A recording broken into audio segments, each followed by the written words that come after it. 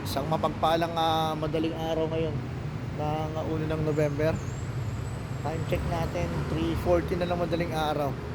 Bali November 1 na. Duty tayo dito sa sa Golden Haven Memorial Park dito po sa kabaan ng C5 extension. Bago kayo mamaya pumunta doon sa inyong mga mahal sa buhay, sa mga sementeryo, nais ko lamang po muna kayong iwanan ng isang ah, verses na matatagpuan natin sa Bible. At maganda po sigurong makapag-pray tayo. Masimulan natin ang araw na punong-puno ng pananampalataya, ng pag-asa, at higit sa lahat pag-ibig.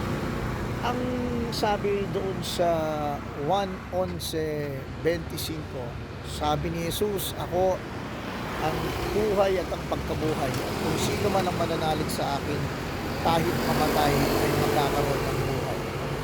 Kapatid, may tatlong bagay sa ibabaw ng mundo na tiyak na darating. Tiyak po ito. Kahit anong gawin natin, sigurado po ito.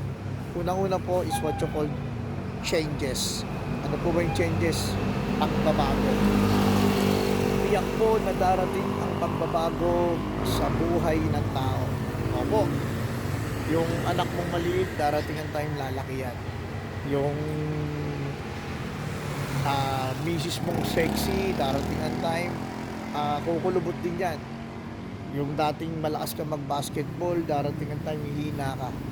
Yung mga kaibigan mo dati na lagi mong kalaro, darating ang time, hindi mo pwedeng maging lifetime na kalaro yan kasi magpapamilya. Pagbabago. Physically, mentally, emotionally.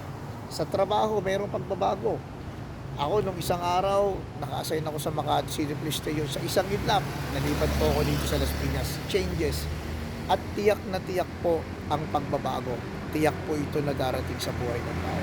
Ano po yung pangalawang tiyak na darating sa buhay ng tao? Ito po yung tinatawag natin na kamatayan, or yung tinatawag natin death.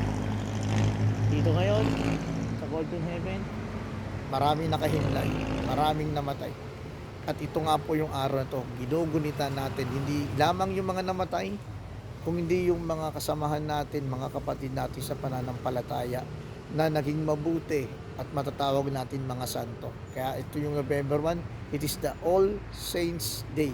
At bukas po yung ating All Souls Day. Pakita na dito kapatid na tiyak na darating ang kamatayan. At ito nga po yung tinatawag natin the greatest neutralizer of all. Dito tayo tatabla. Walang mayaman, walang mayaman, walang mahirap, walang matanda, walang bata. Kaya sabi nga po, pumunta ka daw sa cemetery at makikita mo doon ang iba't ibang edad, matanda, bata, lalaki, babae. Walang pinipili ang kamatayan. At tiyak po na darating ang kamatayan sa buhay ng tao. Pero ito po ang mabigat.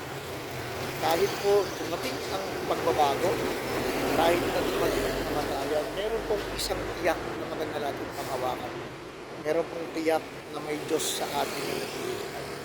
At ito nga po yung pangako niya sa 1:25 na sinasabi niya na ako ang buhay at ang pagkabuhay.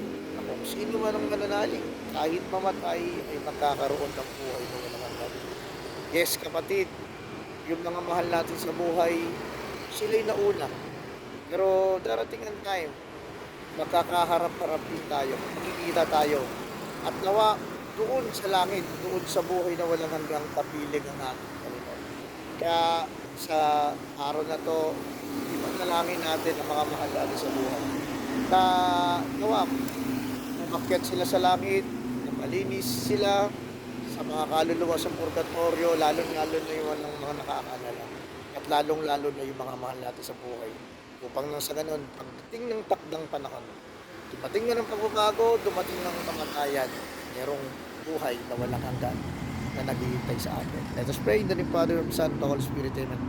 Panginoon, maraming salamat po sa pagpapaalala mo sa araw na to, November 1, 2023. Ito'y araw ng mga santo. Magkunita sa mga taong nabuhay sa ibabaw ng mundo na naging mabuti, na pinili na maglingkod sa iyo, maglingkod sa bayan at maglingkod sa kanyang kapwa. Panginoon, alam namin na dumating man ang kamatayan, dumating man ang pagbabago, meron kang pangarap. Ito'y buhay na pinagbago. Kaya itinataas na po namin ang lahat, sinusuko na po namin. We ask this in the mighty name of Jesus, who lives and reigns namin forever. Amen. The Father, Son, the Holy Spirit. Amen. Maraming salamat sa inyo. Dito pa rin kami sa C5 Extension, yan, sa Golden Haven. Shoutout lang natin dalawang tropa natin. Yan. Boss, shoutout ko lang, si Boss Langar, yan o. Dito lang to. Sa sila Villa Cruz, yan. Mga duty natin kasamahan. Okay, bye-bye. God bless.